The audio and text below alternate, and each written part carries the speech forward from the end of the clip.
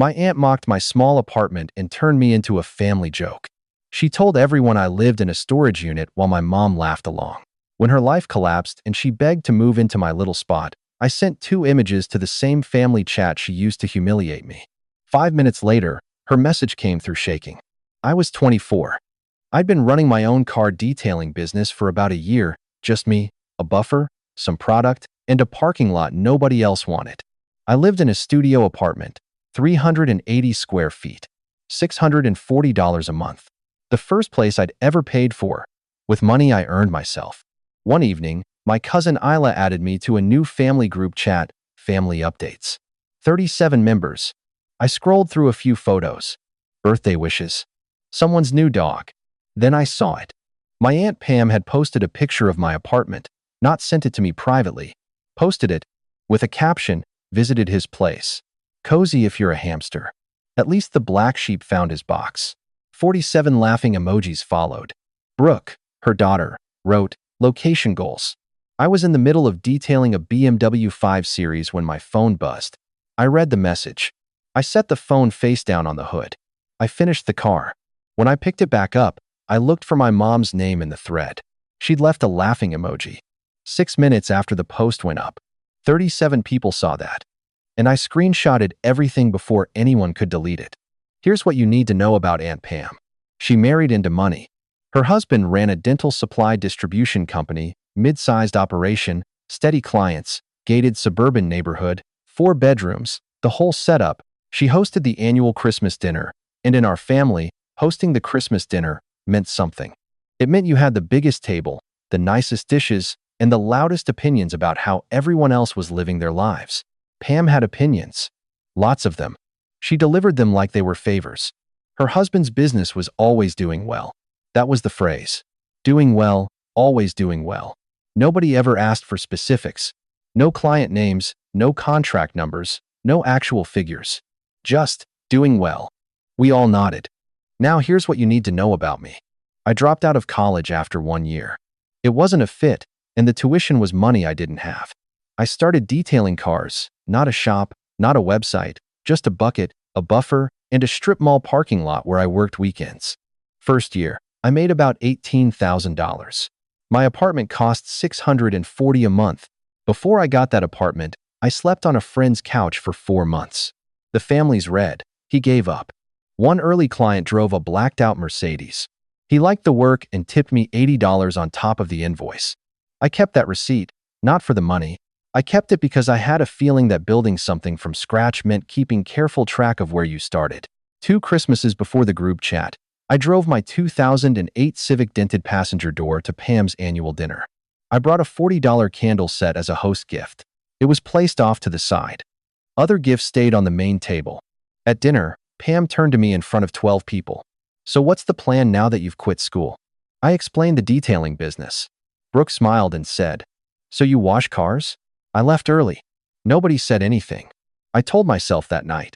One day, I won't have to explain myself to anyone in this room. That night, after reading the group chat, after seeing my mother's emoji sitting there in the thread, I didn't respond. Not in the group, not to Pam directly. Isla sent me a private message a few hours later. Don't take it personally. That's just how she is. I read it. I didn't reply. That wasn't an apology. That was a smaller version of the same dismissal. The next morning, Ty, the first person I ever hired, still my best employee, asked why I'd gone quiet. He could usually read me pretty well. I'm not angry, I told him. I'm keeping notes. That night I opened a new folder on my phone. I labeled it Pam. I put the screenshot of the group chat in there. The caption, the emoji count, my mom's username, with the timestamp still visible. I didn't know what I'd use it for. I just knew I was done letting things disappear. 18 months later, I had 3 bays, 2 full-time employees, and monthly revenue sitting around $22,000. I'd moved into a 2-bedroom apartment, $1,100 a month. Still drove used, a 2017 Camry. I didn't post any of this. I had almost no social media presence. Pam had 12,000 followers and a very curated feed. Around this time, I started checking her Instagram occasionally. Not obsessively, just occasionally. Resort trip to Cabo. Brunch photos with the caption "So blessed." A post that read, Living our best life Cabo, 2022. But her husband's dental supply company website hadn't been updated in 8 months. I noticed that. Brooke's posts were getting sparser too. I filed it away. Didn't think too hard about it yet. Then came Uncle Ray's 60th birthday. I showed up in the Camry, said hello, kept to myself mostly. Pam found me near the food table. "Oh, still in the car business?" "Yes, ma'am," I said. She looked like she wanted some deflation, some apology, some signal that I was still the same person she'd posted about in the group chat. I gave her nothing. Her husband wasn't there. First time I could remember him missing one of these gatherings. A cousin mentioned he'd been stressed. Nobody elaborated. Ethan, my cousin, the one everyone calls Switzerland because he never picks a side, pulled me aside near the end of the night. He said it quietly, like he wasn't sure if I already knew. "Something's going on with her money, man." I didn't know the details yet, but I started paying closer attention. The last Christmas dinner Pam ever hosted at that house, I was there. 15 people. Her table, her rules. Same as it had always been. At some point during dinner, she turned toward me. "So how's the car washing empire? Still making ends meet?" Brooke laughed. Isla looked at her plate. My mom said nothing. I smiled. "Doing well," I said. I didn't tell her how well. I'd brought a $75 bottle of wine as the host gift. It ended up on the side table. Brooke's flowers were front and center on the main table. Some things never change. I looked at that table and made a quiet decision. This is the last time I'm going to sit here like this. About 6 months later, Ethan texted. Pam's husband had left. The business had gone under. She was trying to remortgage the house. I pulled up the business name online. There it was, Notice of Dissolved LLC. Dated 4 months prior. Public record, free for anyone to search. The house was the only asset left. I bookmarked the page. The same week that filing was dated, Pam posted a spa day photo on Instagram. Local place, not a resort. Caption, recharged and ready. In the family group chat, she shared photos of Brooke's dental office opening like it was any other Tuesday. Like everything was fine and always had been. Nobody in the family asked questions. Nobody connected the dots or chose not to. She was rebuilding her image while her house was being swallowed. A few weeks later, I was driving to a client job near her neighborhood. HOA property manager, one of my better commercial accounts. I took my usual route, which happened to pass her street. I don't know what made me slow down. Maybe it was just the address being familiar. Maybe it was seeing her car still in the driveway. But there was something else on the front door. A notice. Yellow paper. County seal, taped with blue painter's tape. I pulled over. I got out. I walked up close enough to read. Foreclosure notice. Case number in the top right corner. 90-day window. Her full name on the filing, the name of the lender, the property address. Everything you'd need. I took a photo. Clear, legible, the whole document visible. I sat in the car for a minute. Then I opened her Instagram. Her profile photo was still from the Cabo trip. That night I cross-referenced the dates. The foreclosure filing, public court record, searchable by anyone. The Cabo post, 3 months before the bank filed. The recharged and ready spa post, the exact same week the notice was served. 6 Instagram posts sitting between the resort caption and the courthouse record. 6 photos of a life that was already gone. Her followers saw wine glasses and airport lounges. The county courthouse had a different story. I updated the folder. The foreclosure photo went right next to the original group chat screenshot. The black sheep's box on one side. The foreclosure notice on the other. Then my phone rang. Pam. She didn't text, she called. Warmer that way. Harder to screenshot. She opened with, "I know we've had our differences." Then she got to it. She needed somewhere to stay for a few months while she sorted things out. Did I have the space? 11 minutes on the phone. She never said the word foreclosure. She never said sorry. She didn't acknowledge the group chat, or the Christmas dinners, or any of it. At the end, she said, "I just need your little spot for a bit." Your little spot. I told her I'd think about it. I already knew the answer. I just wanted to be sure before I said it. That night I opened the folder one final time. 6 items. The group chat screenshot. My mom's emoji, timestamped. A voice memo I'd recorded the morning after that last Christmas dinner, just my own notes, spoken out loud, while the insult was still fresh. The dissolved LLC public page. The foreclosure notice photo. Pam's Instagram screenshots with the filing dates written alongside them. 6 items collected across 2.5 years. Not because I was planning anything, because I was keeping track. I didn't need revenge. I needed clarity. And I had it.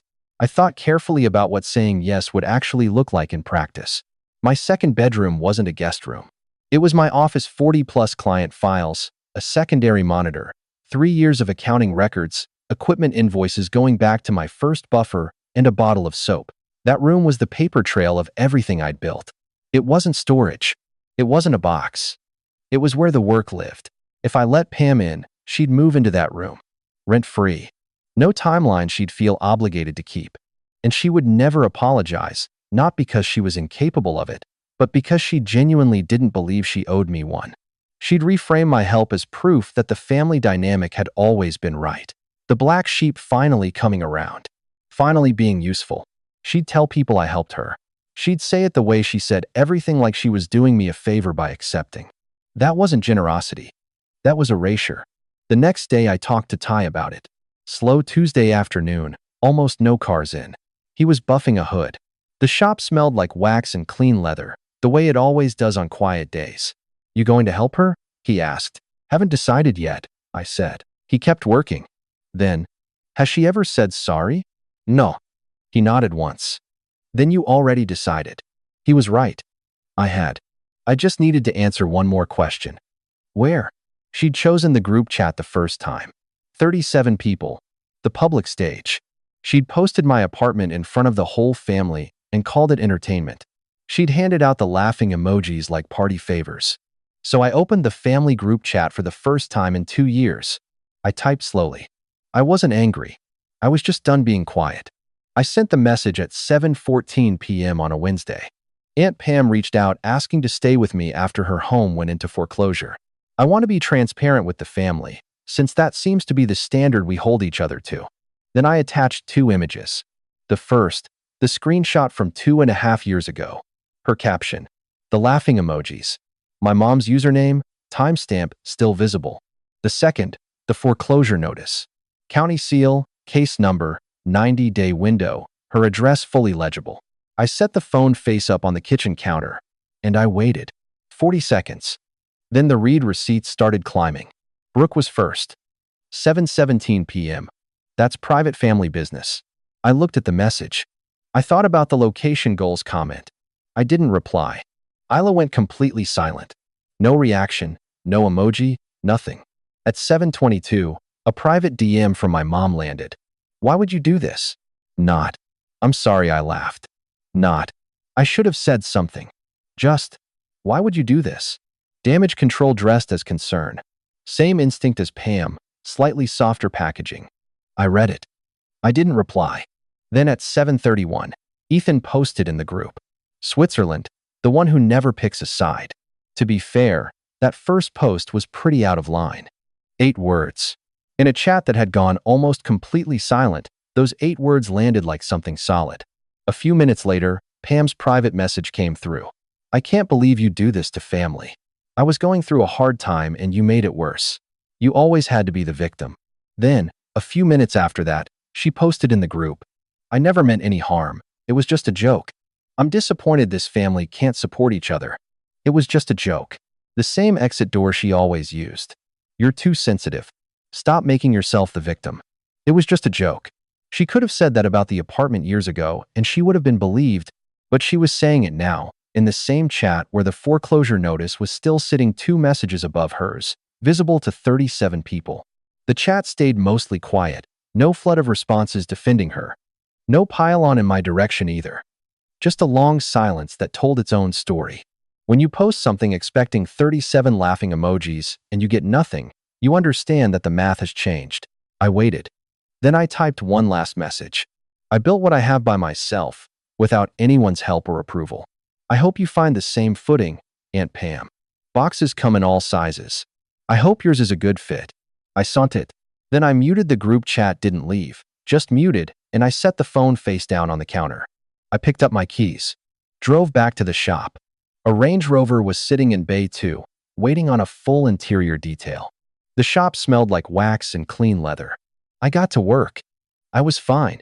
Pam ended up staying with a woman from her church for a few months.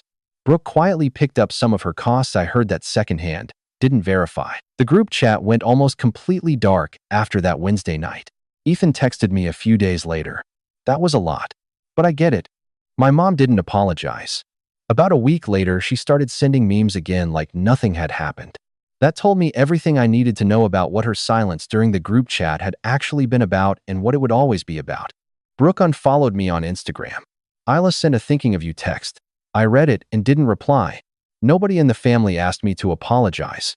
That was new. 6 months later, I broke ground on a fourth bay. Hired a second full-time detailer. The business grossed just under $300,000 that year, the kind of number I used to imagine on slow Sunday mornings in that parking lot with a bucket and a beat-up buffer. I still have the second-hand couch. Haven't replaced it. Some people find that strange. I find it grounding. It's from before all of this.